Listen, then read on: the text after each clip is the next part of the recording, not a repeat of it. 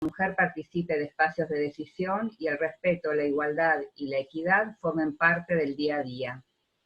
Le voy a dar la palabra a nuestro presidente, al señor Roberto Masseri, para que nos dé la bienvenida.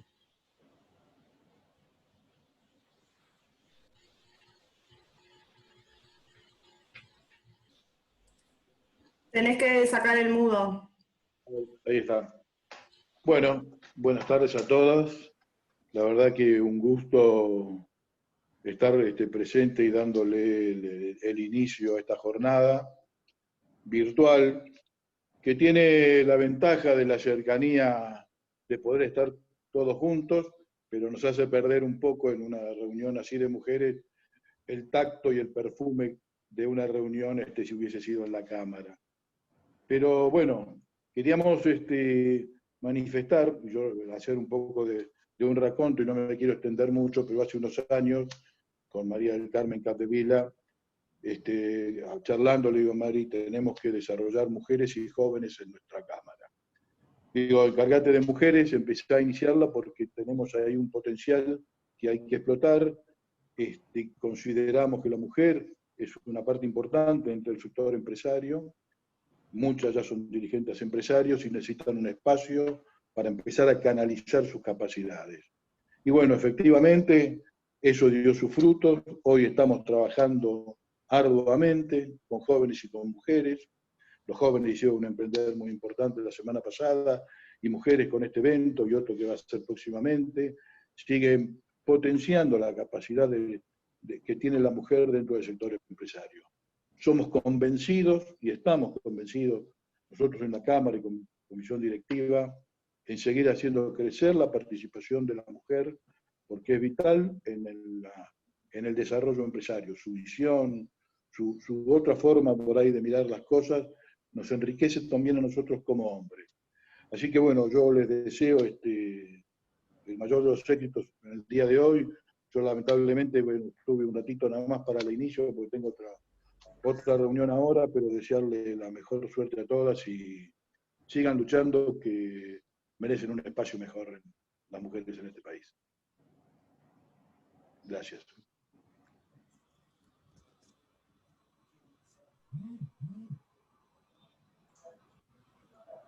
Gracias, Roberto.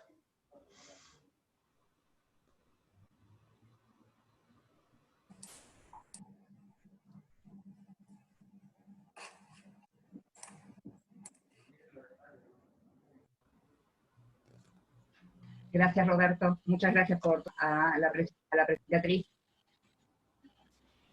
Buenas tardes. Muchísimas gracias a la Cámara de Industria y Comercio de La Matanza, a Roberto, Daniela, a FEBA, de la mano de Laura Teruel, por poder compartir esta sala prestigiosa con dirigentes y con mujeres que estamos articulando permanentemente. Así que desde nuestro sector de Mujeres CAME acompañamos esta articulación pública-privada porque entendemos que de la única manera que vamos a salir adelante Buenas tardes. Sí. Así que les agradezco poder compartir. Gracias y buenas tardes. Gracias. Muchas gracias, Beatriz. Le doy la palabra, tengo el honor y el placer de contar con la presencia acá de la licenciada Débora Giorgi, secretaria de Producción de La Matanza. Débora, gracias por apoyarnos siempre. No, bueno, primero un abrazo a distancia a todas y todos, porque veo, bueno, Roberto, no sé si estará escuchando, pero ahí lo veo Alejandro. Para mí es siempre, no voy a decir un honor, es siempre una alegría poder compartir con ustedes, porque sé el trabajo que han hecho a lo largo de estos 5 años, y sé cómo la han peleado, sé cómo han crecido, y bueno, yo también me siento un poquitito orgullosa de haberlas acompañado en el camino. Yo voy a hacer solo 2 o 3 reflexiones, viendo las oradoras que tienen de deporte, y la verdad que no podía dejar, yo venía la verdad con otras palabras armadas, pero yo no puedo dejar de hablar de los índices de pobreza del día de hoy. En el primer semestre tenemos un 41% de pobres, son casi 12 millones de personas. Nuestro querido conurbano, 47,5% de la población es pobre. La verdad que solo nos supera, y lo digo con mucho dolor, apenas por poquito Gran Resistencia y Concordia. Y realmente cuando vemos en esta problemática, hay dos cuestiones que nos llegan al corazón, ¿no? Como empresarias y como funcionarias y como mujeres. La primera es que justamente los más afectados por la pobreza son nuestros chicos y nuestros adolescentes.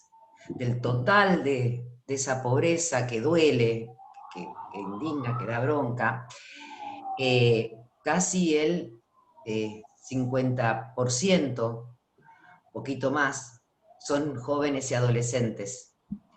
Y si bien no están las estadísticas para las mujeres, me puse a ver del total del IFE, que se está, bueno, que es la emisión 4, ¿no? O el cuarta tanda, que se está haciendo la inversión por parte del Estado, y el 60% de lo que lo cobra son mujeres.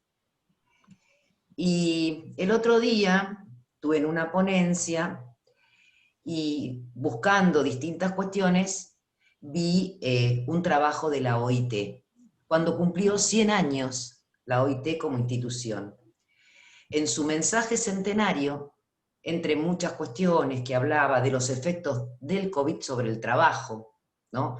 La necesidad de considerar al COVID como una enfermedad que estuviera cubierta por la CRT, las cuestiones de los cuidados en los ámbitos laborales, en los desafíos del teletrabajo, pero dedicó un párrafo, y nos dedicó un párrafo a las mujeres para que, o sea que duele, pero es para que redoblemos los esfuerzos. Las mujeres en el mundo, producto de la situación en COVID, por cada 100 nuevos pobres varones, en el mundo, 118 mujeres. En Latinoamérica, por cada 100, 124 mujeres. Y uno dice, bueno, ¿por qué? Y es la realidad de todos los días. Las mujeres somos las que tienen mayor cantidad de trabajo informal, entonces también son las que más rápidamente han caído en el desempleo. Las mujeres también son las que más se dedican al sector de servicios, muy afectado, al sector del cuidado, de la familia, de niños, de la propia, de otra, para la cual se trabaje, y también de la salud, en todo el espectro que significan los cuidados de la salud. Entonces eso también ha afectado en cuanto a su exposición a la enfermedad. Y luego también, a partir del mismo aislamiento y la situación de COVID, está toda esa cuestión de cómo se ha incrementado nuestra carga laboral. Y nos ha pasado a todas, ¿no? Las que tienen chicos más chicos con el cole, las que tienen más grandes con los nietos, las que no tienen ni chicos ni nietos con la casa, y bueno, al mismo tiempo que se llevaban adelante las tareas. Entonces creo que esta situación se nos plantea como un desafío, y creo que la cuestión tributaria como un desafío enorme. Esos desafíos de cuando decís, bueno, me pasó esto, me caí y me tengo que volver a levantar con toda la fuerza justamente del dolor de esa caída. Y creo que la cuestión tributaria es un eje, porque la tributación, y seguramente ustedes lo tratarán, y el presupuesto en general con visión de género, significa dar vuelta a las regresividades. El IVA lo pagamos todos, el más rico y el más pobre. Y débito lo pagan todos, la pyme chiquitita y la superempresa. Esas cosas son las que tenemos que cambiar, y no me voy a meter en eso porque para eso tienen una excelente exposición. Pero también hay que tener en cuenta que de esa tributación, luego, cómo asignamos en forma eficiente, contundente y que llegue a estas demandas de mujeres. Porque mismo la OIT decía, corremos el riesgo que nuestras trabajadoras pierdan mucho de lo que tantos años les costó, conseguir. Así que, bueno, quería compartir con ustedes estos pensamientos, sé que los sienten tanto como lo siento yo, y la voy a dejar a Liliana con las cuestiones más específicas de los otros problemas que tienen que ver con las otras problemáticas de mujeres y diversidad de género. Así que, bueno, todo lo mejor, que estoy seguro que este encuentro va a salir como siempre, muy lindo y de excelente calidad, y donde todas y todos aprenderemos mucho. Gracias. Gracias, Débora, muchas gracias. Liliana, te damos la palabra.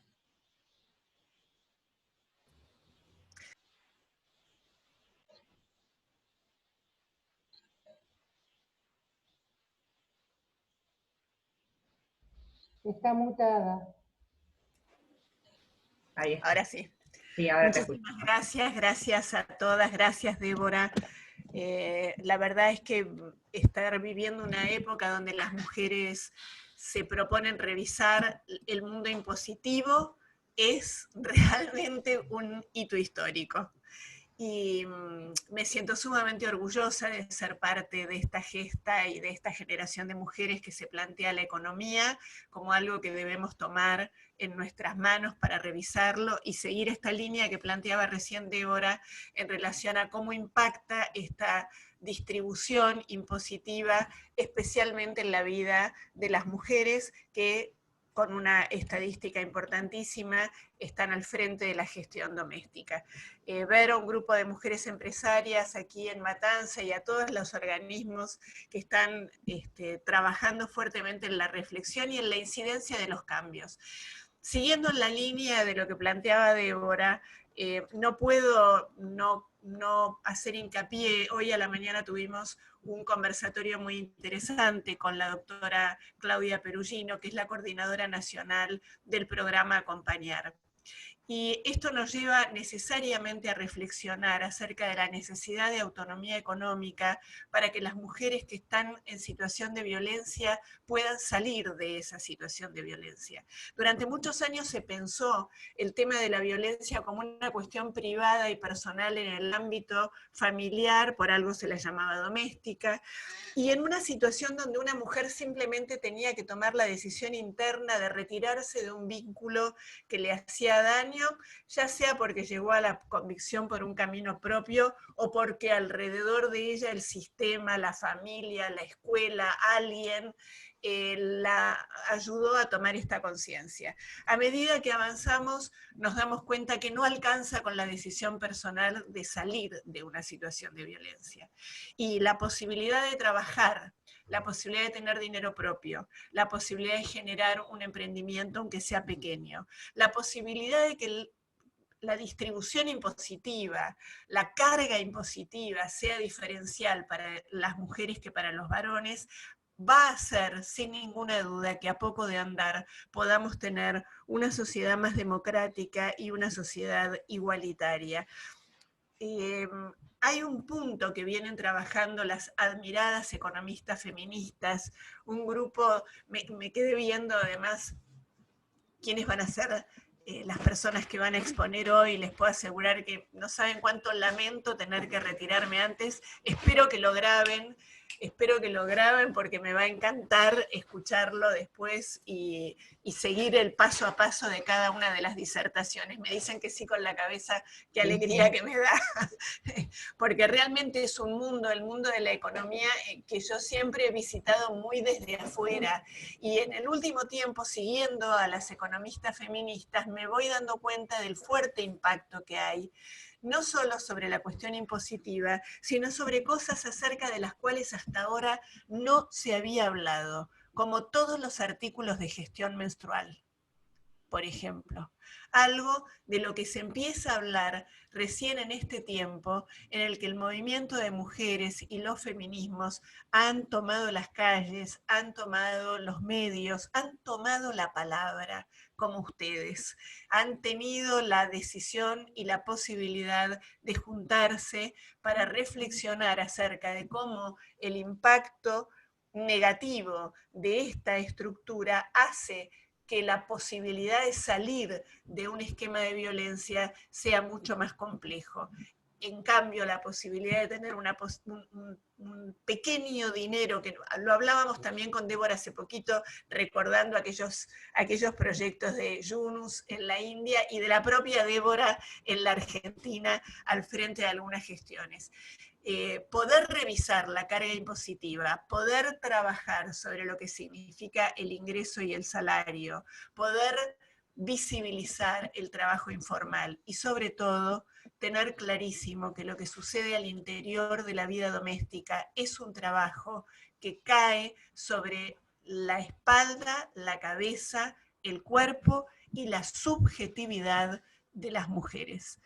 Esto a pesar de los cambios y a pesar de lo mucho que algunos varones, sobre todo las clases medias con acceso a educación, se han ido modificando, en las clases más vulneradas y en las clases altas todavía no se ha modificado. Las cifras de la OIT son muy claras en ese sentido. Y todos los estudios de Oxfam y de otros organismos internacionales en relación a cómo se reparte el tema del cuidado de las infancias y de las personas adultas mayores, claramente señala cómo las mujeres seguimos siendo asignadas más allá de que aceptemos la asignación o no. Y este también me parece un dato relevante, porque seguramente cuando una tenga la posibilidad de elegir, muchas elegirán cuidar, muchas elegirán la tarea doméstica, muchas elegirán ese ámbito que por ahora ha sido un mandato, y seguramente cuando una tenga la libertad de elegir podrá ser la decisión y la elección de una mujer que elige ese espacio, o que elige también ese espacio, además de los tantos otros espacios que las mujeres ocupamos. Así que muchísimas gracias a ustedes por este espacio, gracias por permitirme, por lo menos en este ratito, hacer que la Secretaría de Mujeres, Políticas de Género y Diversidad desde La Matanza también las abrace, también esté aquí con ustedes, sepan que cuentan con nosotras absolutamente, y para nosotras es un placer y una tranquilidad saber que contamos con ustedes. Que tengan una jornada de excelencia y gracias por grabarlo. Gracias, Liliana, muchas gracias. Bueno, quiero también brevemente nombrar algunas autoridades que están presentes. María del Carmen Capdevila, secretaria de la Cámara y nuestra fundadora, la fundadora de Mujeres. Está también Ezequiel Mercado, que es el presidente de Jóvenes de la Cámara. Hay varios integrantes de Jóvenes. Muchas gracias por estar acá. Está también Daniela González, presidenta de FEBA. Vi muchas integrantes de MEFEBA. También hay integrantes de la Comisión de Política Tributaria de la UIA, integrantes de WIPA. Así que a todos les damos la bienvenida y muchas gracias. Y comenzamos, porque tenemos 4 oradoras de lujo y mujeres que admiro profundamente. En primer lugar, va a disertar la licenciada Marcela Lomba. Ella es historiadora, es licenciada en Administración, tiene un máster en Dirección de Empresas, y está cursando un doctorado en Innovación Sistémica. Trabajó durante 15 años en el ámbito corporativo, en distintas posiciones de responsabilidad. Fue directora de Maestría en Dirección de Empresas de la Universidad de San Andrés y directora académica de la Escuela de Negocios de la UADE. Actualmente es especialista en temas de desarrollo de carrera y género, y es docente de la Escuela de Posgrado de ITBA, es socia de Vail Consulting, que es una empresa dedicada a la transformación cultural de las organizaciones y el desarrollo de la carrera de personas, y es directora académica de los programas MED, Mujeres en Decisión, de la Fundación Flor. Marcela, te cedo la palabra. Muchísimas gracias, Daniela. Bueno, muchas gracias a todos, muchas gracias por la convocatoria. Me siento especialmente honrada en estar en este lugar, un poco haciendo aquello que decimos siempre en Flor que nos gusta, que es juntar espacios públicos, privados, espacios de personas diversas, gente que viene de la política, gente que viene del mundo de la economía, gente que viene del ámbito privado, y que es en estos ámbitos tan interdisciplinarios, digamos, y tan diversos, donde pasan las cosas más ricas y donde me parece que a partir de ahora, más que nunca, tenemos que estar articulándonos, como decía Liliana hoy. Yo les quería simplemente entrar en tema, trayéndoles una visión más de bosque o de mirada más simultánea, más sistémica, sobre lo que es la familia y el trabajo, y cómo la velocidad de los cambios es diferente en una esfera y en otra, ¿no? Entonces, me quisiera detener por unos minutos en mirar todo el sistema, tanto lo doméstico como lo público, y el ámbito de las ideas, lo discursivo, y el ámbito de la realidad, ¿no? En los hechos, el dominio de los hechos. Y después, como combinar un poco todo. En el ámbito público, bueno, en los hechos, las mujeres nos incorporamos hace unas décadas, no tantas, ¿no? Cuando en los años 60 y 70 éramos enfermeras, éramos maestras, éramos dactilógrafas, mi mamá estudió en la Pitman, asistíamos a aquellos oficios que estaban naturalmente reservados a las mujeres y por ende terminan con A, porque no, hay enfermeras más que enfermeros y dactilógrafas, pero no se dice dactilógrafos. Y bueno, cuando yo entré a trabajar en el año 94 en una empresa, no había mujeres que no fueran secretarias. Es decir, todas aquellas, yo tenía 20 y pico años, todas las mujeres que trabajaban en esa empresa, que tenía más de 3.000 personas, eran secretarias o estaban en roles de servicio, digamos. No había ni siquiera mujeres administrativas, eran muy poquitas. En los años 80 y 90 fuimos accediendo a roles, si se quiere, operativos, administrativos en el ámbito público. Y cuando digo público no me refiero al ámbito de las organizaciones públicas o de gobierno, sino público como opuesto a lo doméstico, ¿no? En el mundo público. Pero cuando las mujeres acceden masivamente a los puestos de trabajo, las jefaturas y las gerencias siguen estando en manos de varones, y cuando acceden a las jefaturas, las gerencias, poco a poco eso va cayendo, o sea, el ascenso de las mujeres en los ámbitos de decisión, en las empresas por lo menos, en la política mucho antes, se fue dando. En la política gracias a la ley de cupos, sin duda, en las empresas cuesta un poco más, pero en este sentido hay como un consenso en que ya la cosa va cambiando. Pero igual el 94% de los CEOs siguen siendo varones y el 94% de los presidentes en el mundo siguen siendo varones. Y las mujeres seguimos ganando un 77% de lo que ganan ellos, ¿no? También las mujeres están menos activas, o sea, y acá ya entrando en el tema, un 50% de las mujeres en esto, después calculo que las que me siguen van entre ellas, bueno, Andrea, colega y amiga, va a arrojar muy bien los datos. Un 50% de las mujeres están activas y un 50% no, y esto quiere decir no que están desocupadas, sino que no están buscando trabajo, versus un 70% de los hombres, o sea, un 70% de los varones sí están activos. Y cuando lo están, la desocupación nos golpea más. El índice de desocupación es siempre mayor en las mujeres que en los varones. Esto es una realidad, ¿no? Por el otro lado, está el ámbito de las ideas y lo discursivo. Y a mí acá me gusta distinguir entre tres niveles. Por un lado, lo inconsciente, por otro lado, el ámbito de lo que se dice, y por otro lado, el ámbito de lo que se piensa, ¿no? En el plano de lo que se dice hubo un enorme avance, y esto hay que reconocerlo, digamos. Y yo estoy feliz de estar en un mundo que va cambiando en este sentido, ¿no? Por lo menos hoy es políticamente incorrecto decir algunas cosas como las que yo escuchaba cuando era joven en la empresa en la que trabajaba, o más joven. Olmedo y Porcel hoy tendrían un rating lamentable, y algunos chistes machistas ya queda mal hacerlos, y están por lo menos relegados a los chats de varones en el caso que existan, ¿no? A veces hay varones que tienen la valentía de enfrentar esto y de pararse frente a sus pares, pero a veces gana el pensamiento de grupo y se les hace a ellos mismos difícil, y estos estereotipos se perpetúan gracias a estos silencios cómodos o cómplices. Pero abajo de esto están los patrones inconscientes, que son los que reproducen estos sesgos y estos estereotipos y que hacen que a las mujeres siempre nos resulte difícil congeniar, que estamos siempre necesitando congeniar, por ejemplo, ser mujer y ser trabajadora.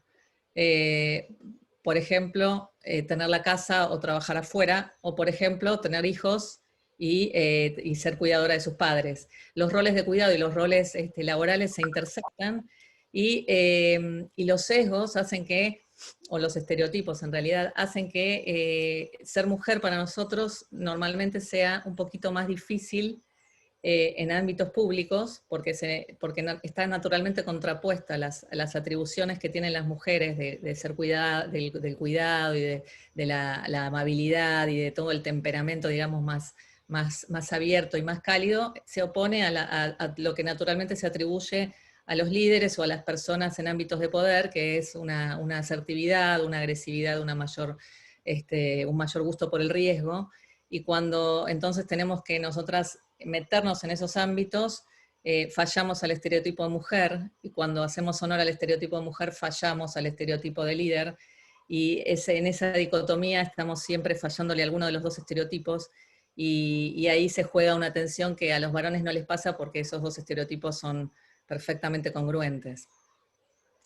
Hay un caso muy famoso que se estudió en una universidad americana que dio origen después a este tema, que se hiciera evidente este sesgo, que es el de Heidi Rosen, que consistió en que a un aula o a un grupo de estudiantes se les daba el currículum de una empresaria que era joven, exitosa y que le iba muy bien, se les preguntaba qué les parecía a esta persona, y después se les preguntaba si les gustaría trabajar con ella.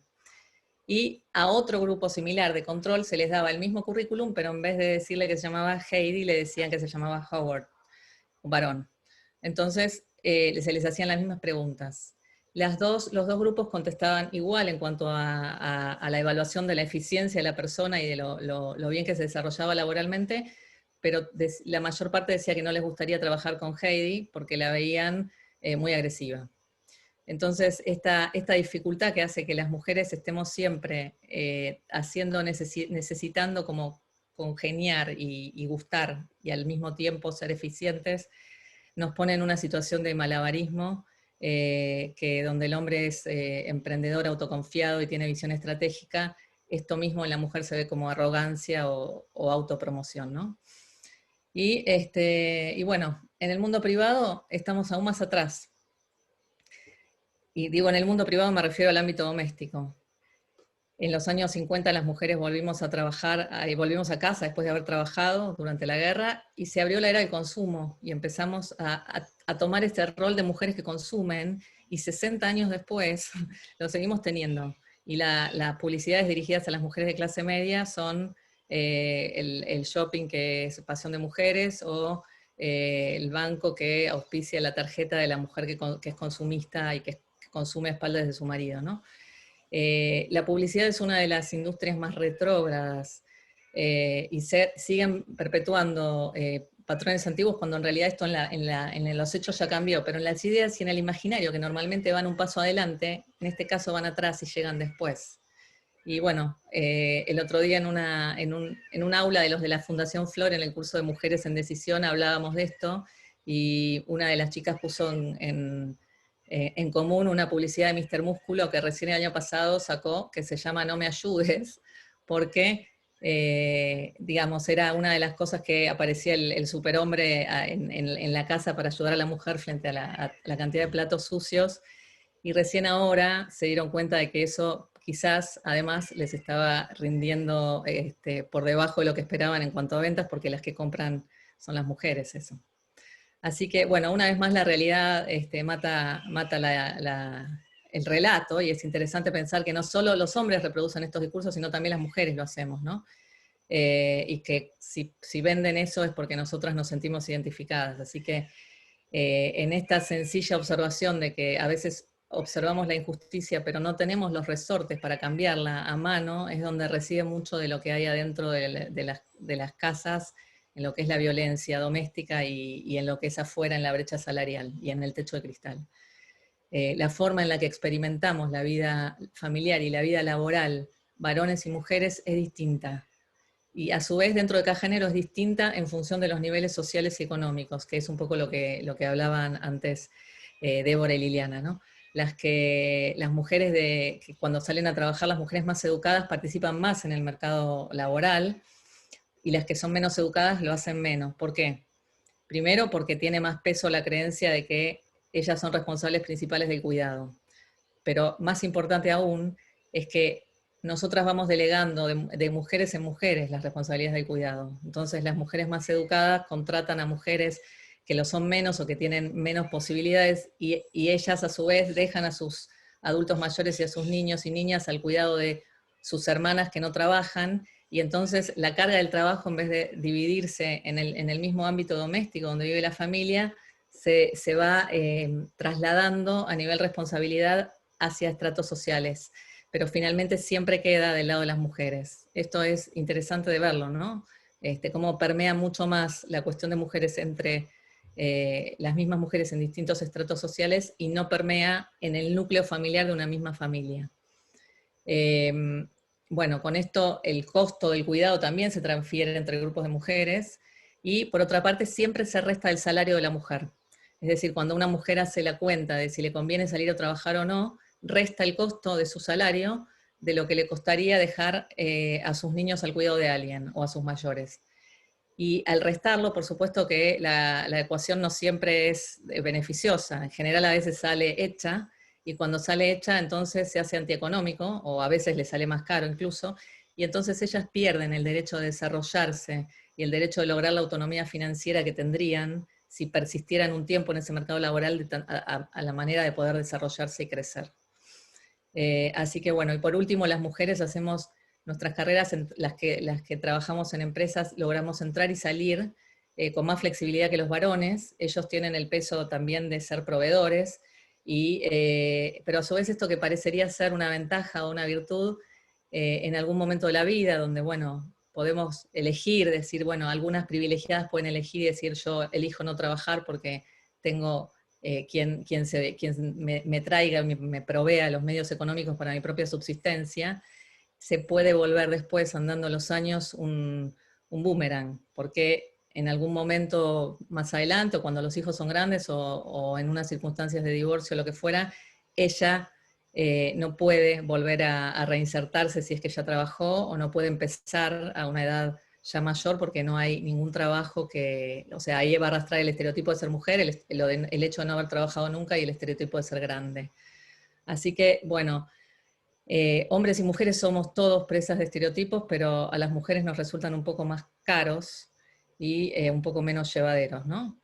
Y bueno, desde la Fundación Flor, que es un poco donde venimos trabajando esto, creemos que lo primero es darle visibilidad, pero que con darle visibilidad no basta, que hay que trabajar concretamente con políticas públicas y con articulación entre distintos ámbitos, y que, como la que nos reúne hoy, ¿no? Y que bueno, solo si logramos esto, y lo hacemos de manera mancomunada, porque no vale solo trabajar en un ámbito si no trabajamos en el plano de las ideas, y si no trabajamos en el ámbito doméstico, solo en el público tampoco, que una vez que podamos cambiar la realidad a través de acciones mancomunadas, quizás dentro de 257 años o quizás menos, podamos prescindir de estos ámbitos y estemos hablando de otra cosa, y la historia de Heidi Howard figure en los libros de historia sobre el siglo XXI. Pero bueno, ojalá que sea un poco antes. Bueno, gracias. Gracias a vos, Marce. Muchas gracias. Hermoso, hermoso, y bueno, y nos comprometemos a eso, a ser mujeres generadoras generando redes, e intentando trabajar para achicar esta brecha de 257 años. Queremos hacer historia, para eso estamos acá. Bueno, ahora voy a presentar a la doctora Gabriela Russo. Un honor para mí que esté acá. Gabriela es contadora y licenciada en Administración. Escuchame, nosotros en Córdoba... Hay un micrófono abierto, Lu. Sí, Gabriela es contadora, es licenciada en Administración, tiene una maestría en Gestión Pública y Desarrollo Gubernamental, es la actual presidenta del Consejo Profesional de Ciencias Económicas de la Ciudad Autónoma de Buenos Aires, es secretaria de graduados de la Facultad de Ciencias Económicas de la UBA, es consejera directiva titular por el claustro de graduados de la Facultad de Ciencias Económicas de la UBA, profesora adjunta de la Facultad de Ciencias Económicas, conferencista, autora de artículos sobre ejercicio profesional, además es titular de un estudio contable y auxiliar de la justicia, actuando como perito contadora. En lo personal, toda mi admiración, yo soy matriculada en el Consejo, y es un honor que tengamos una presidenta mujer, y bueno, admiro profundamente todo tu trabajo y la transformación que has hecho en la institución. Gracias, Gabriela, por aceptar participar en esta charla, y te cedo la palabra. Bueno, muy buenas tardes a todas y a todos. Para mí es un placer, y sobre todo hacerlo en representación de nuestro Consejo Profesional de Ciencias Económicas de la Ciudad de Buenos Aires. Agradecer a Daniela, como decías, que es colega y matriculada de nuestra institución, a la Cámara de Industria y Comercio de La Matanza, y especialmente a la Subcomisión de Mujeres, y bueno, y a todos los que estuvieron trabajando en la organización de este evento, que siempre que tenemos la oportunidad de participar lo hacemos, y comentamos que este rol que en lo personal me toca, les cuento un poco para los que no nos conocen. Como decía Daniela, soy la primera mujer en presidir el Consejo Profesional de Ciencias Económicas de la Ciudad de Buenos Aires, institución que está cumpliendo 75 años de vida. Así que imagínense todo este tiempo que tuvo que pasar para que llegue una mujer a presidir la institución. Además, las vicepresidentas primera y segunda también son mujeres, así que estamos generando muchos cambios e impulsando, además de todo lo que hace a nuestra labor principal, que tiene que ver con la representación de nuestros profesionales, la jerarquización profesional, por supuesto, la defensa de nuestras incumbencias, también aprovechando este rol que hoy nos toca, estamos impulsando una agenda de género muy importante dentro de la institución y hacia afuera, así que esto lo vemos como una oportunidad también de dar mayor visibilidad a estas cuestiones, de mostrar que las mujeres podemos llegar a lugares de decisión, y también motivar a que las instituciones, las organizaciones, el sector público, el sector privado y el tercer sector tengan en cuenta las problemáticas que atravesamos las mujeres y tomar decisiones concretas, ¿no?, en este sentido. Recién escuchaba a Marcela y a las oradoras que me precedieron, y es cierto que estamos hablando muchísimo sobre esto, y la verdad que es algo positivo, por supuesto, y hemos modificado muchas cosas desde la comunicación, desde el vocabulario, desde muchas decisiones que tomamos individualmente, pero es muy importante que estos temas los tomen las autoridades gubernamentales, aquellos que tienen la posibilidad de generar cambios concretos. Algunas cosas se están haciendo, y la verdad que como mujer, como profesional y representante de esta institución, celebro, que tiene que ver, por ejemplo, con la presentación hace pocos días del presupuesto con perspectiva de género, al igual que las resoluciones, por ejemplo, que ha emitido la EGJ, que han sido controvertidas, pero que tienen que ver básicamente con el principio constitucional de no discriminación, que implica tomar decisiones para acompañar y mejorar la situación social de los grupos minoritarios o aquellos que tienen dificultades. Y nadie puede negar, escuchando las exposiciones anteriores, que dentro de nuestra sociedad las mujeres somos un grupo minoritario en el sentido de los derechos, en el sentido de la participación en la economía, y que por eso necesitamos, a partir de estas decisiones, poder reducir esa brecha que según distintas estimaciones deberían pasar, si seguimos como estamos, más de 250 años para lograr la equidad. Y me parece que es demasiado tiempo y que entre todos y todas podemos generar acciones que permitan que eso se pueda lograr y que podamos verlo nosotras o por lo menos nuestros hijos. Así que yo traje una pequeña presentación para compartir con ustedes, para hablar más precisamente sobre nuestro trabajo desde el Consejo Profesional, puntualmente en lo que hace a unas propuestas que elevamos al Ministerio de Economía de la Nación sobre reforma tributaria con perspectiva de género, cuestión que nosotros somos la primera institución en presentar una propuesta de este tipo, cosa que nos enorgullece y que tienen que ver con ideas preliminares sobre posibles cambios que hemos elaborado con un grupo de trabajo dentro de la Comisión de Estudios Tributarios de nuestro Consejo, pero que estamos dispuestos y a disposición para seguir profundizando, seguir trabajando, seguir investigando y haciendo aportes que permitan mejorar esta situación de desequilibrio social y en definitiva que permita un mayor desarrollo económico de nuestro país, y sobre todo en el sector de las mujeres, que como bien decían anteriormente, somos las más vulnerables dentro de los vulnerables, ¿no? Junto con los niños. Así que no sé si estoy habilitada para compartir.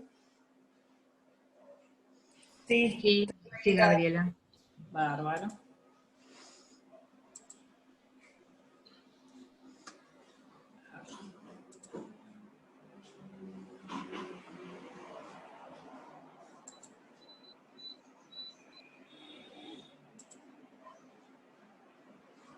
Bueno. Nosotros desde el Consejo Profesional, en principio, fuimos convocados para generar aportes sobre una futura reforma tributaria en términos generales, ¿sí? En esa reunión que mantuvimos en la Subsecretaría de Ingresos Públicos de la Nación, que depende de la Secretaría de Hacienda, del Ministerio de Economía, en esa conversación que tuvimos, planteamos esta posibilidad de trabajar sobre un enfoque de género, teniendo en cuenta esta oportunidad histórica de que esta cuestión de la equidad está en la agenda no solo social, sino también en la agenda gubernamental, y eso es una oportunidad que tenemos para, como les decía anteriormente, tomar decisiones concretas que permitan mejorar esta realidad, y que no quede solo en el discurso o en charlas que son positivas, pero que necesitamos avanzar en estos temas. Y entonces nosotros, para pensar en algunas medidas de reforma tributaria, nos basamos en algunos principios que creemos que deben guiar toda reforma tributaria, ¿no? Y uno de ellos es la ética fiscal, teniendo en cuenta que la recaudación tributaria debe ser distribuida equitativamente y debe significar una mejora en la calidad de vida de la sociedad. Y por otro lado, que la sociedad, por supuesto, cumpla con la obligación de pagar sus tributos en tiempo y forma. Un sistema tributario progresivo y equitativo, recién también comentaban el caso del IVA o los impuestos al consumo, que en general son impuestos regresivos porque no importa el ingreso que tengamos, todos pagamos el mismo porcentaje. El claro ejemplo es el IVA, por eso ahí hicimos algunas propuestas para mejorar esa situación, y en este caso vamos a hablar específicamente lo relacionado a las mujeres, pero creemos que el sistema tributario debe ser progresivo y que debe tener en cuenta la capacidad contributiva de la sociedad. Y equitativo en el sentido de que la carga debe ser igual para igual, digamos, capacidad contributiva, ¿no?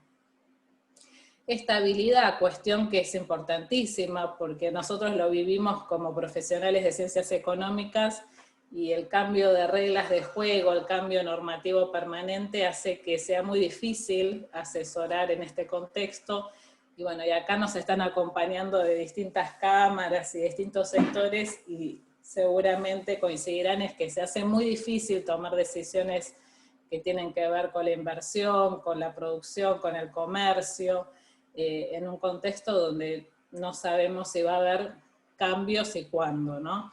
Entonces, por eso pensamos en un sistema tributario, en una reforma integral, que no sean parches sucesivos y que generen mayor certidumbre en un país que Débora comentaba, tenemos altos índices de pobreza y que eso tenemos que trabajar para modificarlo, ¿no? Y esto está ligado al principio de simplicidad y certeza, porque tenemos más de 168 normas tributarias, si consideramos los impuestos a nivel nacional, provincial y municipal, y realmente es una maraña de normas que es muy difícil poder entenderlas, interpretarlas y aplicarlas. Y bueno, entonces en esa reforma pensamos en que en un sistema tributario más simple que genere mayor certidumbre. Por supuesto que también incluimos, como les decía, la perspectiva de género, porque si pensamos en ética, en progresividad y equidad, no podemos dejar de pensar en los sectores más vulnerables y en las problemáticas que tenemos las mujeres, y en términos de género en general, porque también sabemos que hoy podemos hablar de género femenino y masculino, que hay mucha diversidad y que debemos contemplar las necesidades y problemáticas de todos y todas. Y después pensamos en este consenso donde para esta reforma participen no solo nosotros como sector de los profesionales que estamos en el día a día y conocemos las problemáticas de la economía, de las empresas, de las pymes, sino también todos los sectores que tengan algún tipo de interés, todos los sectores económicos y sociales, porque son muchas las variables que hay que tener en cuenta, y como se decía antes, este problema no se va a resolver solo con medidas tributarias, sino que tiene que ser mucho más amplio, ¿no? Entonces nos planteamos ¿por qué pensar un sistema tributario con perspectiva de género? Por muchos indicadores que antes estuvieron conversando y por muchos más que hay y que son datos de la realidad, más allá de lo que podamos decir, son datos que surgen de la realidad, es lo que pasa, y por eso creemos que tenemos que tomar medidas para mejorar esta situación. Y desde el Consejo Profesional, desde una mirada técnica, desde una mirada de conocer, como les decía, el día a día del pulso de la economía a través del asesoramiento que brindamos, nos pareció que era una oportunidad para trabajar en estos temas. Bueno, algún dato más que traje y que tiene que ver con la participación de las mujeres y la brecha, ¿no?, de ingresos. Es una estadística, hay muchas, pero por ejemplo para el caso de trabajadores, de personas humanas que están registradas, ya sea en el monotributo, en relación de dependencia y en el régimen de autónomos, la brecha promedio en nuestro país es del 20%, ¿sí? Es decir, las mujeres ganamos un 20% menos que los varones.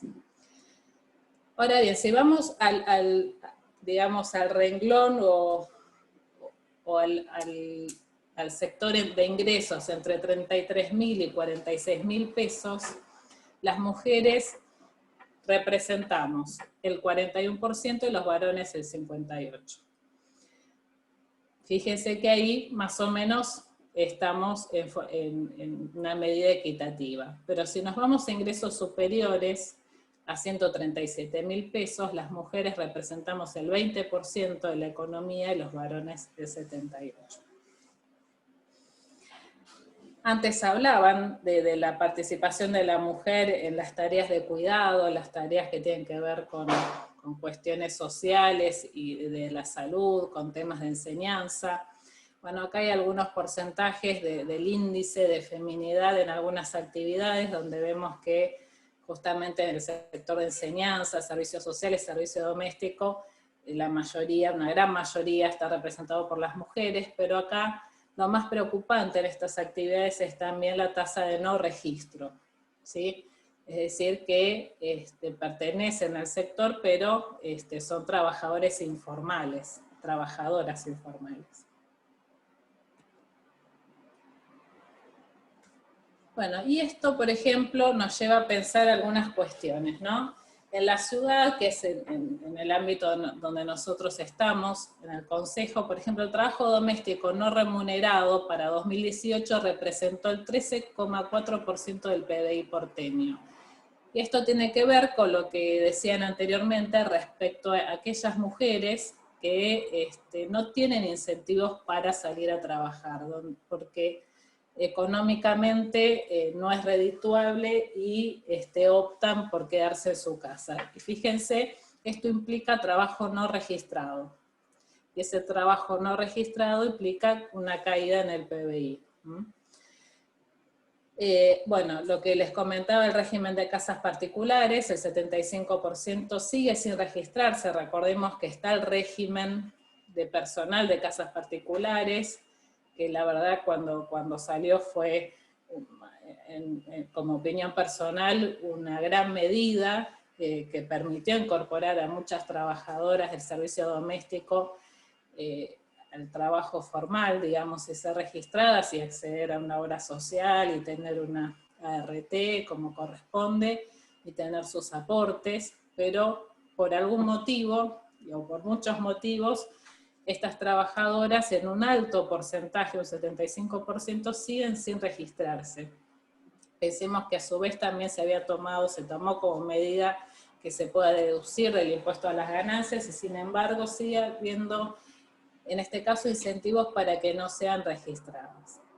Y bueno, y antes dijeron el 60% de los beneficiarios del IFE son mujeres, yo tengo el dato del 57%. Acá, ¿por qué nos llama la atención este dato? Porque el IFE justamente está destinado a trabajadores informales, es decir, no registrados, y a las dos primeras categorías del monotributo.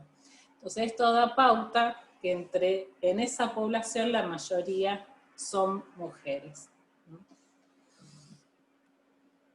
Bueno, acá hay algunos porcentajes que tomé de la página de la IGJ, la Inspección General de Justicia, que les comentaba hace un rato respecto a la resolución que se emitió para impulsar que haya equidad en los directorios y que impulsar, digamos, promover la participación del género femenino en las sociedades, en las asociaciones y fundaciones.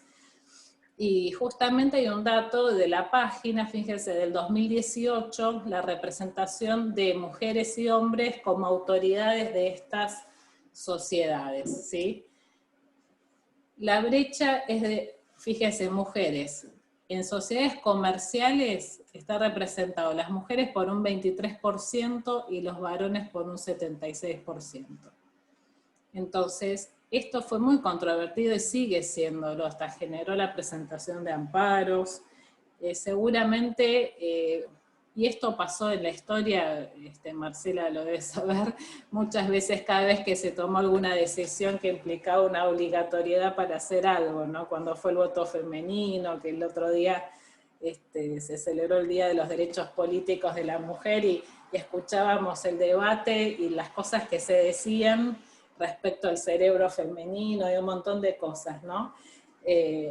Bueno, estos cambios, hay una situación que nos coloca de resistirnos al cambio, ¿no? Cuando hay cambios de paradigmas, cambios en decisiones tan importantes, hay una resistencia por parte de un sector de la sociedad, y otro sector que evolucionamos un poco más en estos temas, lo tomamos como en forma positiva.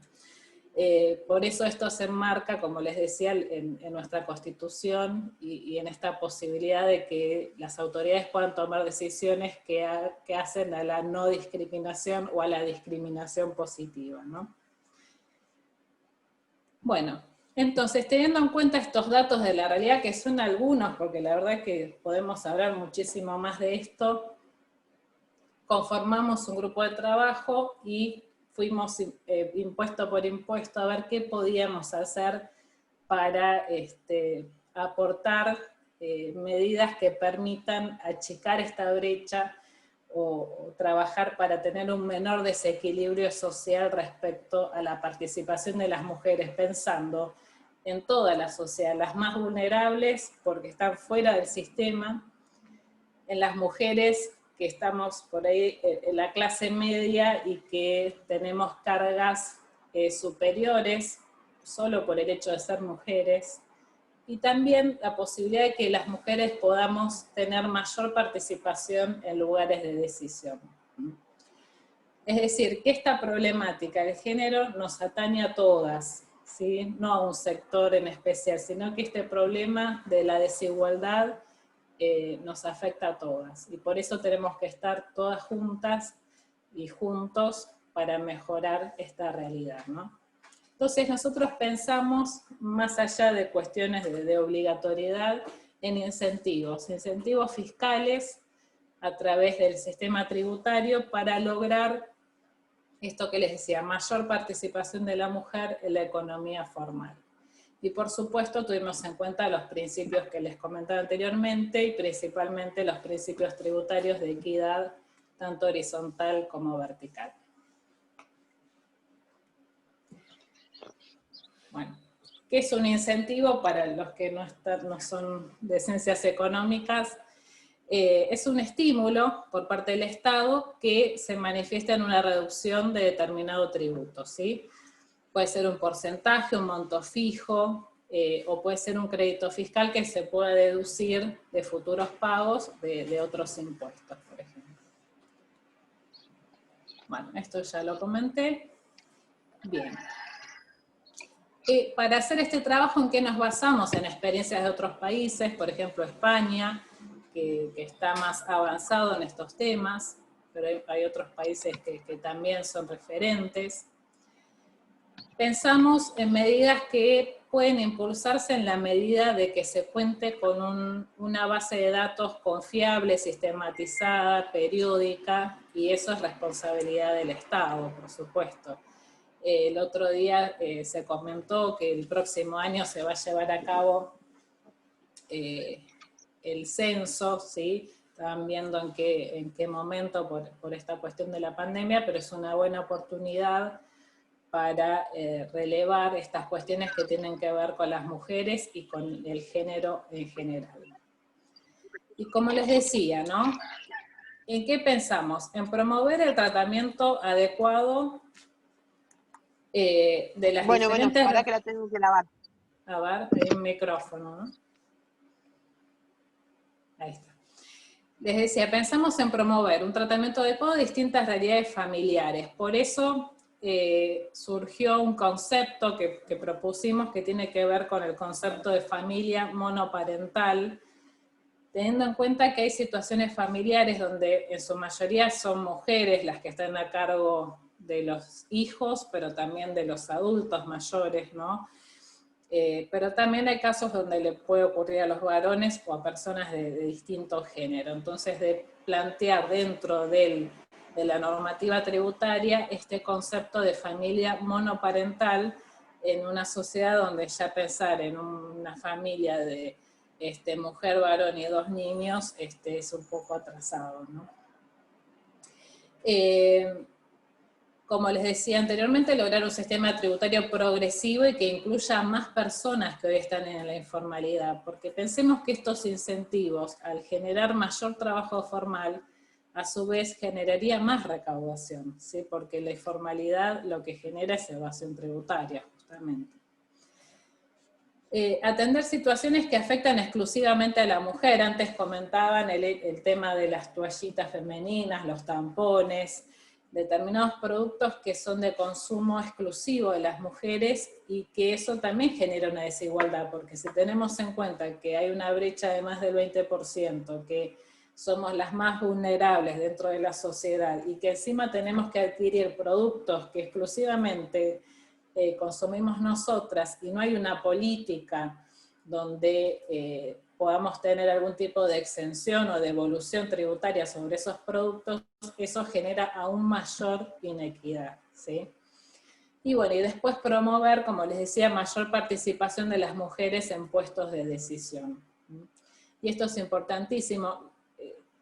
Cuando surgió esto del EGJ, algunos comentarios que me llegaban, decían, no, pero la mujer tiene que llegar por su capacidad, por el mérito, por su formación. Y es cierto, pero tenemos que dar la posibilidad, la oportunidad de llegar.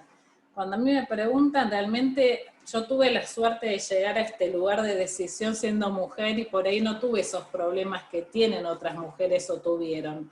Y seguramente muchas han sufrido para que yo llegue hoy a este lugar. Y hay un camino recorrido. Entonces negar que es una realidad porque a mí no me pasa o no me pasó, no me parece que sea adecuado. Y creo que en esto, si nos basamos en los datos de la realidad, no se puede refutar, ¿sí?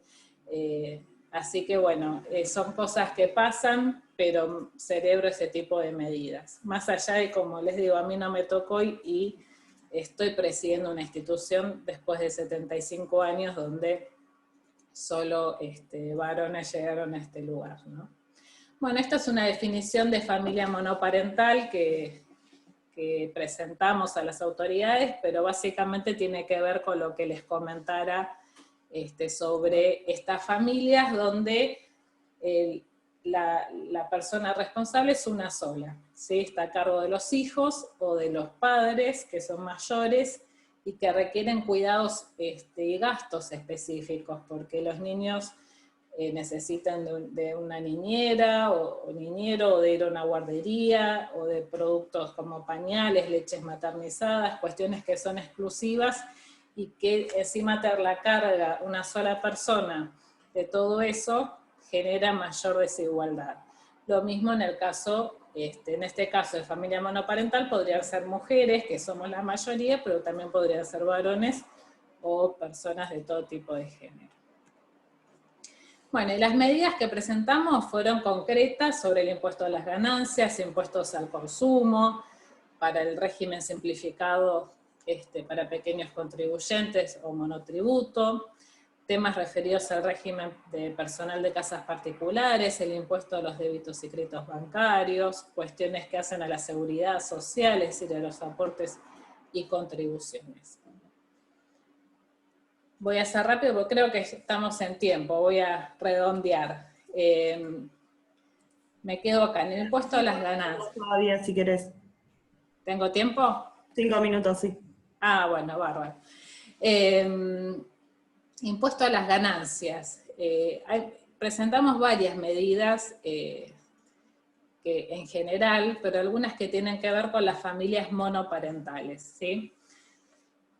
Por ejemplo, en este caso, sabemos que la familia monoparental es una familia que tiene más gastos, o tiene los mismos gastos, pero que recaen en una sola persona. Entonces, pensamos en las deducciones que hoy tenemos en el impuesto a las ganancias, que en estos casos sean incrementadas. También admitir gastos vinculados al cuidado de niñas, niños y adultos mayores, que hoy no es posible, y que también sería un incentivo, como les decía, para que la mujer trabaje o se incorpore al mercado formal. Bueno, tiene que ver con estos gastos específicos que hacen al cuidado de nuestros hijos y de nuestros padres mayores. Temas importantes, por ejemplo, para incentivar la participación de mujeres en órganos de decisión es, por ejemplo, que se pague menos impuesto a la distribución de utilidades, que aquellas empresas, sociedades que tengan, que incorporen mujeres en puestos jerárquicos, tengan un incentivo que sea un menor impuesto a la distribución de utilidades. Esos son algunos de los ejemplos, hay muchos más, ¿no? Lo mismo en el caso de del pago de aportes y contribuciones, y en el caso de eso es para seguridad social, pero me adelanto, tener incentivos donde, por ejemplo, sea un porcentaje menor del pago de contribuciones patronales, en el caso que haya nóminas donde haya equidad de género, o lo que establezca la reglamentación, ¿no? O sea, que contraten más mujeres. En el caso del personal de casas particulares, como les decía, por algún motivo no hay incentivos para que sean registradas. Hoy se puede deducir del impuesto de las ganancias, entonces como una de las medidas pensábamos en ampliar esa deducción para el caso de que se requiera de este personal y se esté inscrito en el impuesto a las ganancias, ¿no? Bueno, impuestos al consumo es donde más vemos cómo afecta al grupo de las mujeres, sobre todo porque dijimos que son impuestos regresivos y que todos pagamos el mismo porcentaje. Por eso pensamos en mecanismos de devolución y no en exenciones, que es otra posibilidad, se puede debatir, se puede analizar. ¿Por qué? Porque cuando se establecen exenciones que llegan, digamos, al consumidor final, por lo general son absorbidos esos costos en el precio y se termina pagando más, ¿no? Entonces pensamos en mecanismos de devolución, es decir, que al comprar esos productos, luego se tenga una devolución, por ejemplo, en el IVA. Entonces esto sería para productos destinados a la primera infancia, y para adultos mayores, en el cargo que sean consumidores a cargo de familias monoparentales. Y en estos productos que son exclusivos de la mujer, lo mismo, ¿no? Que son aquellos productos, como decíamos, toallitas femeninas, tampones y productos que tienen que ver con métodos de prevención y salud sexual de la mujer, ¿no?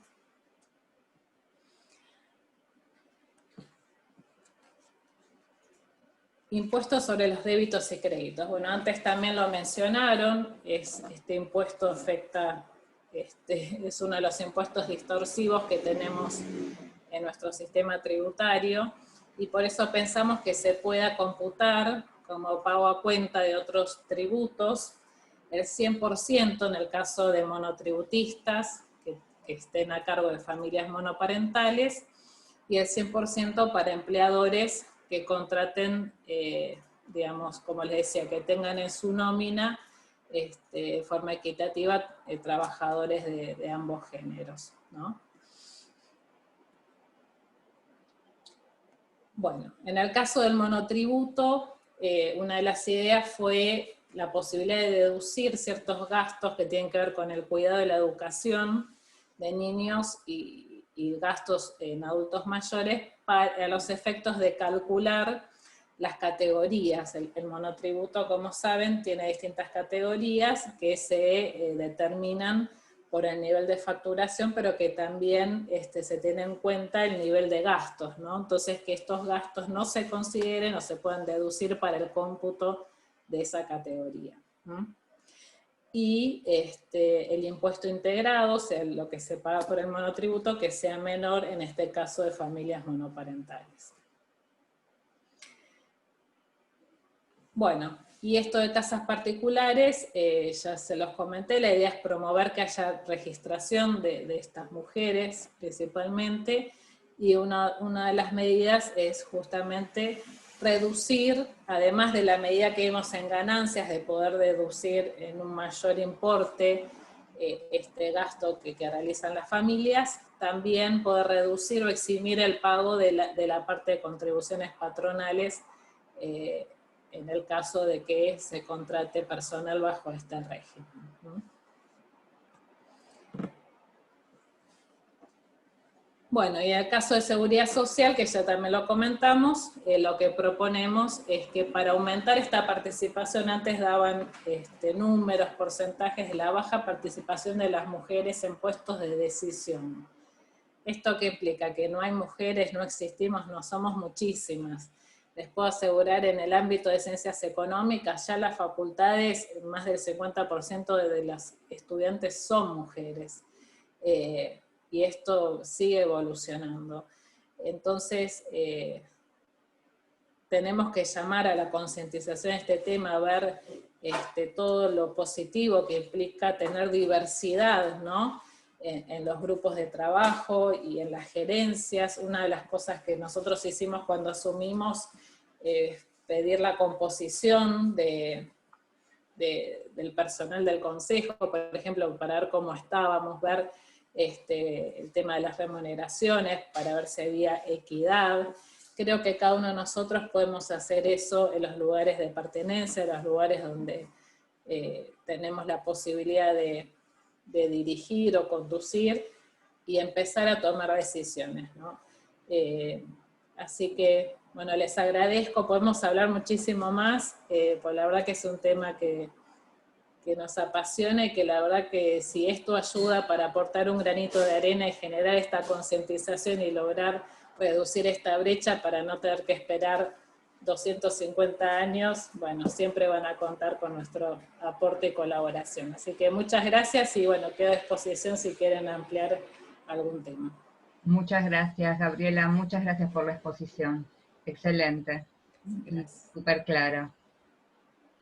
Bueno, ahora continuamos con la doctora Andrea Cereseschi, ¿sí? Ella es contadora pública, socia y directora de San Martín Suárez y Asociados, una firma de auditoría, asesoramiento y consultoría para empresas, donde tiene a su cargo el departamento de auditoría. También es representante de SMS en Latinoamérica ante el Forum of Firms de IFAC, e integrante de la Comisión de Estudios de Auditoría del Consejo Profesional de Ciencias Económicas de CABA. Ha participado como instructora en diversas capacitaciones, tanto para los miembros de la firma como en capacitaciones externas. Ha sido docente de la Cátedra de Contabilidad 1 de la Universidad de Buenos Aires y de la Cátedra de Auditoría de la Universidad de Belgrano. Dentro de sus intereses también se destaca la temática del liderazgo, empoderamiento femenino y la diversidad. En este sentido, es integrante del Comité de Inclusión Financiera de la Fundación FLOR, y también forma parte del board de la Fundación Voces Vitales. Te doy la bienvenida, Andrea. Muchas gracias por estar acá y haber aceptado esta invitación. Al contrario, muchas gracias por la invitación. Un honor compartir este panel con todas las que ya hablaron antes que yo, y con Laura, que viene luego, y particularmente con Gabriela Russo, que como profesional, Daniela me pasa lo mismo, es un honor estar acá habiéndote escuchado y compartiendo el panel con vos, Gabriela. Hace más de 30 años que estoy matriculada, yo, Daniela, creo que ahí te gano. Así que bueno, más o menos, estamos ahí, ¿eh? No creo. Y bueno, y agradecer a Andrea Groboco-Patel, que desde la Fundación Flor me pidió que yo tomara este espacio. Así que bueno, un honor. Voy a compartir pantalla, me avisás, Daniela, si se ve. Sí, claro. Bueno, voy a hacer una presentación con algunos datos que ya comentaron, trataré de pasar por alto aquellos que ya se dijeron. Mi idea es hablar un poco de cuál es la problemática de paridad de género, pero quiero tratar de ver si podemos sacar algunas ideas de qué es lo que podemos hacer desde nuestro metro cuadrado para tratar de ir cambiando esta realidad. Ya han hablado de los 257 años, pero quiero ver un poco de dónde surge esto. Bueno, el World Economic Forum se reúne todos los años, y el año pasado, y desde el año 2006, miden, establecen cuál es la brecha desde un punto de vista global, que toma 4 aspectos claves sobre la paridad de género: educación, salud, política y economía. En educación, digamos que no está tan mal, el índice de alfabetización, acceso a educación primaria, secundaria, terciario, no es tanta la brecha. En salud, tampoco, pero política y economía es un poco mucho más importante. En política tiene que ver, se mide cuántas mujeres alcanzan a puestos legislativos o ministeriales, y economía es lo que sobre todo vamos a abordar, que para colmo, durante la medición del 2019, que se llegó a este número, comparado con el 2018, fue una caída, porque el índice el año anterior era de 202 años, que igual es impresionante. Entonces, el índice global también falta más de una, es como que tiene que transcurrir más de la vida de una persona, porque son 100 años como para que se alcance la paridad. Y en lo económico estamos aún un poquito peor. ¿Qué decimos cuando hablamos de esta brecha desde lo económico? Bueno, acá puntualmente traje algunos datos. Algunos, como ustedes saben, son muchas las fuentes para este tipo de datos, con lo cual puede haber determinados puntos porcentuales de diferencia. Esto es lo que publicó el INDEC al principio de año, antes de la pandemia, por el primer trimestre, y cuál era la participación en el mercado por parte de las mujeres y los varones. Acá tenemos la tasa de actividad, no sé, ¡ay, me fui! La tasa de actividad, la tasa de empleo, acá estoy, y en tasa de actividad, los puntos porcentuales de diferencia son 19.2, y en la tasa de empleo, que es la cantidad de mujeres que están efectivamente trabajando sobre la cantidad de población activa para trabajar, es de 18 puntos. O sea, 18 puntos porcentuales es bastante. Y la tasa de desocupación, también vemos que hay una brecha donde las mujeres tienen un índice mayor de desocupación respecto a los hombres. ¿Qué pasa cuando hay hijos en el caso de hombres y mujeres? Bueno, esta medición de la OIT, que también ya fue nombrada durante estas presentaciones, demuestran que hay una realidad que ocurre tanto en el mundo. Bueno, yo puse los indicadores del mundo, de Américas y Argentina. En la página de la OIT se puede ver país por país estos datos. Y la realidad de Argentina es bastante parecida a la realidad del mundo. El 47% de las mujeres con hijos en el mundo y en Argentina pueden trabajar. O sea, el 53% por lo tanto no trabaja. Y en el caso de que no tengan hijos, la inserción en el mundo del trabajo aumenta un 54% en el mundo, un 59% en Argentina. Sin embargo, podemos ver que los hombres acceden al trabajo, también como en una de las charlas dijeron previamente, es el pater familia, el proveedor. El 87% de los hombres en el mundo, el 85% en Argentina, con hijos acceden al mundo del trabajo. ¿Qué pasa con la brecha económica? Ya lo comentaron hace un ratito. Esto lo publicó el Banco Central a principio de año. Para el 8 de marzo se celebra el Día Internacional de la Mujer, y en esa ocasión entonces hicieron una recopilación de bastantes datos, y respecto a lo que es salarios, la indicación es que, o el resultado fue que la mujer en promedio está un 27% menos que los hombres, o sea que la mujer gana 73 pesos por cada 100 pesos que gana un varón. En esta medición también se tuvieron en cuenta otros datos que son muy interesantes. Por ejemplo, es el acceso al crédito. El hombre accede a los créditos de largo plazo y con garantías, como por ejemplo hipotecarios, en un índice que duplica al acceso de la mujer. Y esto se relaciona también un poco con lo que hablábamos antes, o hablaban antes, de lo que es la violencia económica o la dependencia que muchas veces tiene la mujer desde el punto de vista económico de su pareja, y que en algún momento de la vida eso puede llegar a ser un problema, porque no solamente no acceden tanto al crédito, hay muchas menos cuentas sueldo, también según el Banco Central, a no titular mujeres que titular hombres, también hay menos cuentas bancarias, es como que es toda una cadena, ¿no?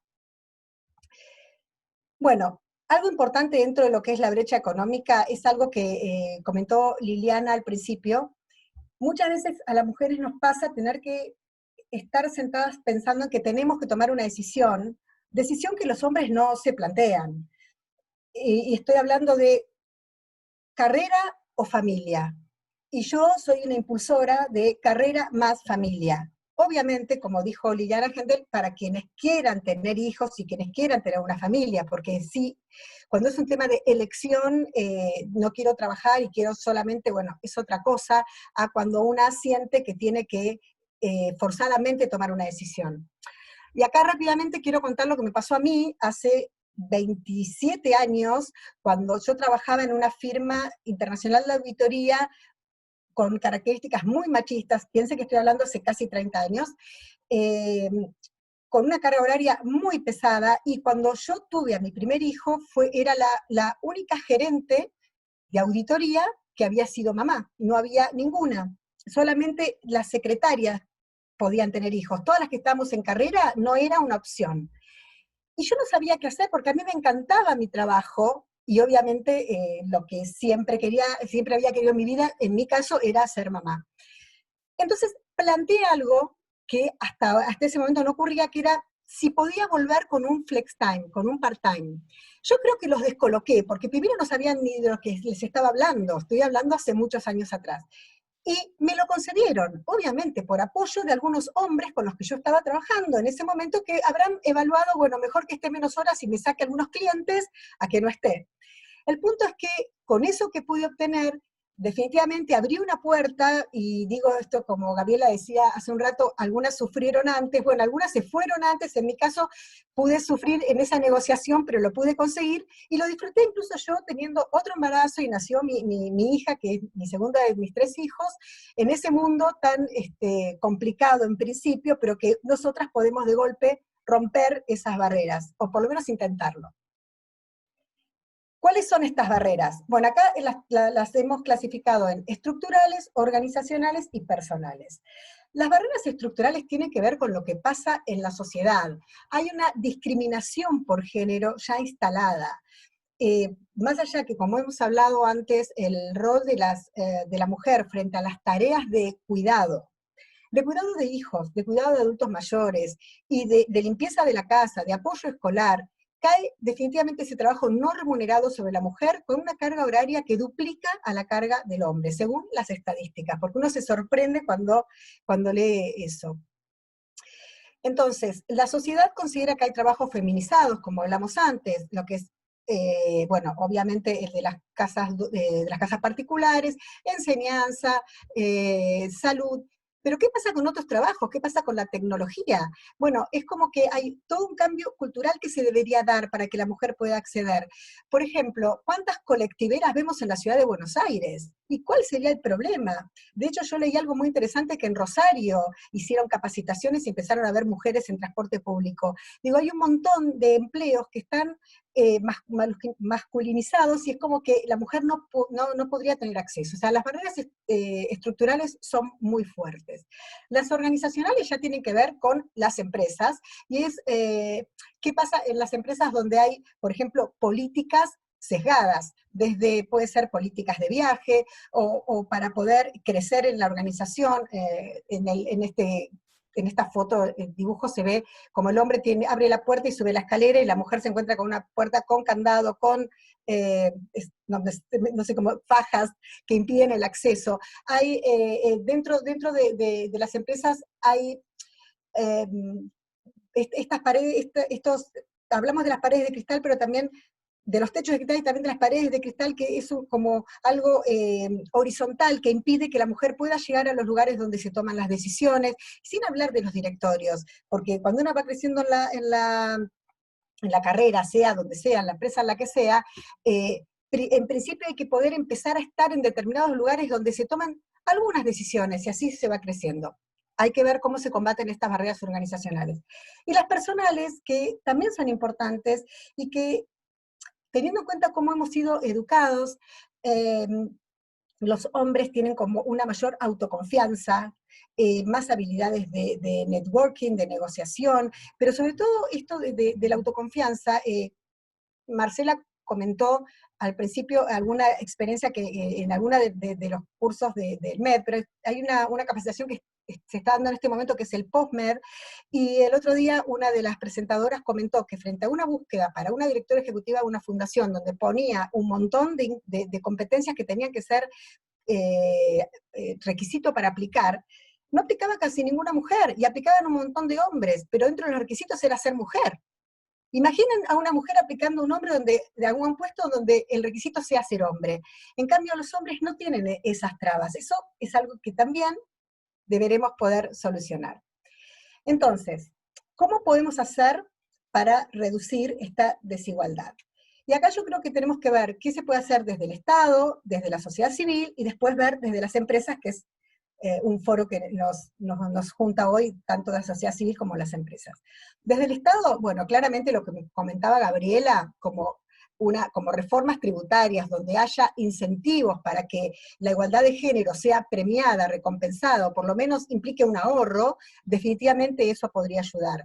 Espacios de cuidado. En Argentina no es obligación, o sea, el gobierno de por sí no hay guarderías para que las mujeres puedan dejar sin costo a sus bebés y poder ir a trabajar.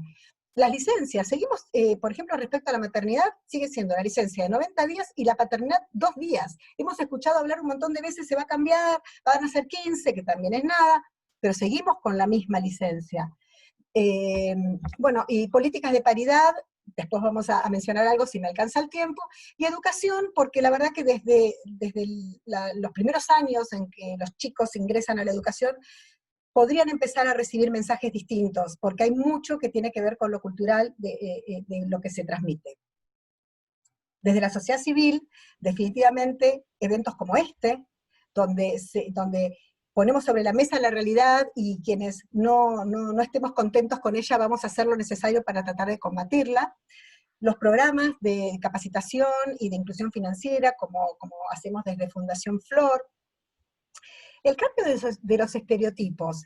El año pasado, el Consejo Publicitario Argentino, junto con CIPEX, sacó una campaña que la pueden buscar, la pueden ver, también salió en la tele, que se llamaba Cosas como esta. Eran pequeños mensajes y luego decía, cosas como estas son las que impiden la igualdad de género. Por ejemplo, en una cena, un chico comentándole al padre, apliqué un trabajo, ¿de qué? De recepcionista. ¿Ese no es un trabajo de mina? Bueno, hay trabajos de mujeres, hay trabajos de varones. Está buena esa campaña, se las recomiendo. ¿Qué se puede hacer desde las empresas? Ver qué tipo de empresa tengo, cuál es la cultura organizacional de mi empresa y qué empresa quiero tener. ¿Medimos en la empresa indicadores con perspectiva de género? ¿Tenemos, como comentó Gabriela, que hizo en el consejo, ver cuál era la... Vamos cerrando, que ya... Cerrando. Perdón, no me di cuenta del tiempo. No, Cierro. no hay problema. Entonces, digo un minuto.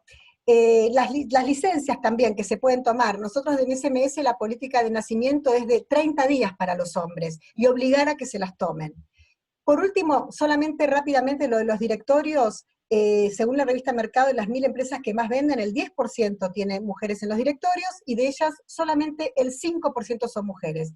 Gabriela, vos estás ahí incluida en ese listado. Y respecto a la resolución 34 de IGJ que comentó Gabriela, fue mucho ruido y pocas nueces, porque en realidad afecta a muy pocas sociedades, pero pone el tema sobre la mesa. Entonces, como empresarias, creo que tienen que empezar a considerar y ver y medir si la diversidad de género en sus directorios está cumplida, porque hoy no es obligación, porque aplica a muy pocas empresas, en todo caso después si no lo mando y lo comparten.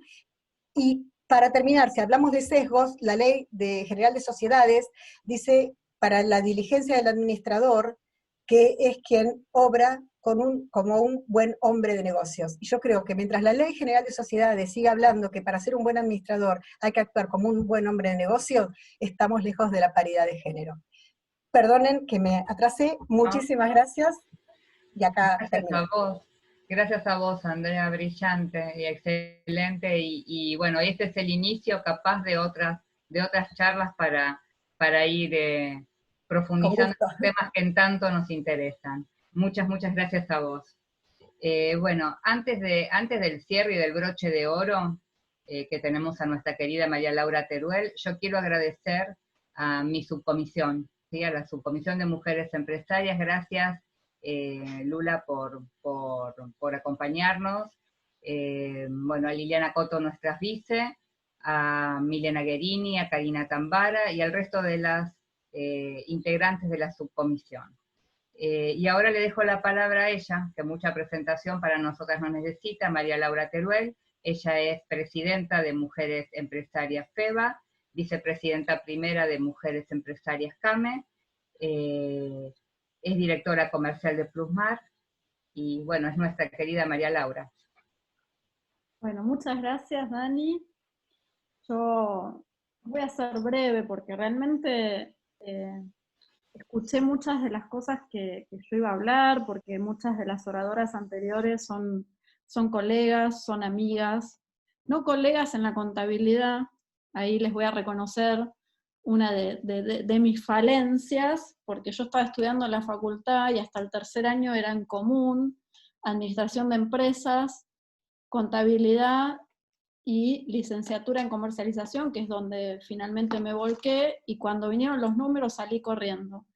Pero bueno, como salí corriendo, esos números los maneja una mujer, que tengo el honor que mi contadora personal está acá, y la voy a nombrar, que es la contadora Sandra Labore, que es contadora personal de la familia y hace como 25 años, ella era muy joven, cuando se incorporó a nuestra empresa, estaba ahí terminando su carrera de contadora, y mi papá vio en ella todas las virtudes siendo mujer y la incorporó a una empresa de hombres, empresa de transporte de larga distancia, así que bueno, es familia, la quiero mucho y es un honor que esté acompañándonos acá. Para eso la tengo a ella y descanso tranquila en ella. Así que los números no es lo mío es la parte social, amo lo que hago, por supuesto que amo mi actividad como empresaria porque amo los micros, me crié al costadito de un micro, entonces es más fuerte que yo. Mis colegas, que son todos hombres, soy la única mujer en comisión directiva en la Cámara de Transporte de Larga Distancia, ellos dicen que tengo un poquito de gasoil en la sangre más que sangre, se cuidan mucho en sus términos cuando hablan diciendo hay una mujer en la mesa y yo me mando a veces peor, pero bueno, voy a hablar de por qué ser una dirigente gremial empresaria y por qué acercarse a las instituciones y a las cámaras, ¿no? Que es digamos, nuestra pasión que compartimos con Dani, con muchas de las mujeres de MEFEBA que están acá, de la provincia de Buenos Aires, con una gran líder y referente que nos marcó a todas, que es María del Carmen Capdevila, y que nos ha enseñado tantas cosas, y los primeros pasos ahí siempre apuntalándonos y reconociéndonos, y ayudándonos en este camino de hombres también. Es difícil llegar a los lugares de decisión en la gremial empresaria. Betty Tour, presidenta de Mujeres CAME, muchas compañeras de Mujeres CAME que también están acá. Para mí, llegar a Mujeres CAME y ser vicepresidenta junto a Betty, un honor terrible, y con todas las compañeras de todas las provincias, empezar a conocer cada idiosincrasia de cada provincia y salir de mi provincia de Buenos Aires que tanto amo y que tanto conozco, bueno, y mis compañeras hacen el camino simple. ¿Por qué ir a las cámaras? La cámara de base, la cámara de Matanza, una cámara que tanto trabajo hace en todo esto. Yo la primera vez que fui a la cámara de Matanza, y se los quiero contar, porque hay mucha gente que no es de Matanza acá, quedé sorprendida de tantos pisos que tenía la cámara y la formación de oficios, escuela de formación de oficios. Débora lo sabe, y Débora ha sido una aliada en todo este trabajo, desde muchísimos años, desde su puesto en producción en Nación, que también siempre acompañó a las mujeres. Yo me acuerdo de esos eventos gigantes que íbamos, me acuerdo uno en Parque Norte, y siempre ella se acercaba a la mesa de mujeres. Yo recién empezaba, era muy joven, muy chiquitita, pero ella siempre apuntalándonos, siempre grandes mujeres y grandes hombres que nos permitieron llegar a estos lugares y nos ayudaron. Ser dirigente, ¿qué es? Estar siempre un paso adelante del problema. Generar estas redes de contención, estos lazos de afectividad, como decía Débora. Me siento feliz de estar acá porque es un lazo de afectividad que se crea con la Cámara, con las mujeres, con la ciudad, con la afinidad, con la provincia, con la nación. Así que bueno, y nosotras las mujeres tenemos algo especial, la sensibilidad. La tenemos más desarrollada que los hombres y tenemos que potenciarnos, chicas. La sensibilidad para construir desde la diversidad. Y ahí nombro a una gran referente, Andrea Grobo. Ella me enseñó qué era esta diversidad hace muchos años cuando egresé con la MED. La diversidad, la inclusión de todas, todos y todes. Un término que hay que amigarse y familiarizarse. La diversidad somos todos, mujeres, hombres, discapacitados, todos los tipos de géneros y todos los tipos de sexo. Creo que en la diversidad de los equipos de trabajo se logra el éxito, sin lugar a dudas, siempre en esta diversidad. El diálogo, la construcción sobre las bases que me enseñaron mis padres, el trabajo y el diálogo, siempre con mucho trabajo, esfuerzo y sacrificio, se logran las cosas y dialogando, llegando adelante en eso. Mi papá se vino de su pueblo natal sin nada y construyó una gran empresa a partir del diálogo. Y siempre sabía que se podía vencer los miedos. Para él no había imposibles. Entonces siempre me enseñó a vencer los miedos, no decir, y nosotras como mujeres somos las primeras limitantes de que no voy a poder con la familia, como decía Andrea, con la familia y la empresa y la carrera y el trabajo y la gremial empresaria, cuando de repente se nos dan y se nos abren estas puertas para estar en lugares de decisión. La mujer natamente somos la primera que pensamos y decimos, ¿podré? No, ni lo pensemos, chicas, hay que decir sí, ir siempre por más. Cuando Dani me habló a mí de este evento, Dani tenía un sueño, Gabriela, que te lo voy a decir, que se lo acabas de cumplir, y me decía, voy a armar un evento de reforma tributaria con perspectiva de género, y admiro a Gabriela Russo y la podré tener, y yo le dije, pero ¿por qué no? Hay que ir por eso, y fue por eso, y hoy estamos acá y estuvimos más de 100 personas conectadas y unidas en esto. Creo mucho en eso, en la intuición, en poder ir por más, y por último, en la educación, ¿no? Decía Nelson Mandela, la educación es el arma más poderosa para poder cambiar el mundo. Hay que educarse, hay que perfeccionarse, sobre todo las mujeres que estamos en los lugares de decisión, que estamos en las empresas, en los comercios. Educación financiera, tributaria, amigarnos con esto. Por ejemplo, en mi caso me cuesta un montón, pero amigarnos y educarnos y participar de estas jornadas, de estas capacitaciones. Tenemos que estar informadas de todo y educarnos. Así que para mí es un honor haber compartido esta tarde hermosa. Me llevo un montón de conceptos y me llevo un montón de cosas anotadas en mi cuadernito de papel, que siempre está. Así que te dejo el cierre, Dani, y gracias a todas. Gracias, Laura, me emocionaste, gracias. Bueno, nada más que agradecimientos a todas las que participaron, a mi subcomisión. Sí, cumplí un sueño, Gabriela Russo estuvo en mi casa, y bueno, y gracias a todas las flores, gracias Andrea por tu exposición brillante, queda abierta para una revancha, y que nos cuentes más de tu historia personal, que es riquísima. Gracias Marcela Lomba, que en este corto tiempo en donde estoy participando en el MED, llegué a quererte mucho. Gracias. Bueno, y vamos cerrando. ¿Vamos cerrando? Bueno, gracias a todas las chicas de MEFEBA, gracias a todas las flores que vi por ahí en el chat, gracias a la Comisión de Asociados del Banco Credicop, también que había un montón de participantes. Les mando un beso, un abrazo, cumplí un sueño y me emociona profundamente esta convocatoria. Gracias. Gracias a vos. Gracias, Dani. Gracias. Gracias. Todo. Gracias. Besitos. Gracias. La veo así al gatito y cuando levanté las piernas se veía el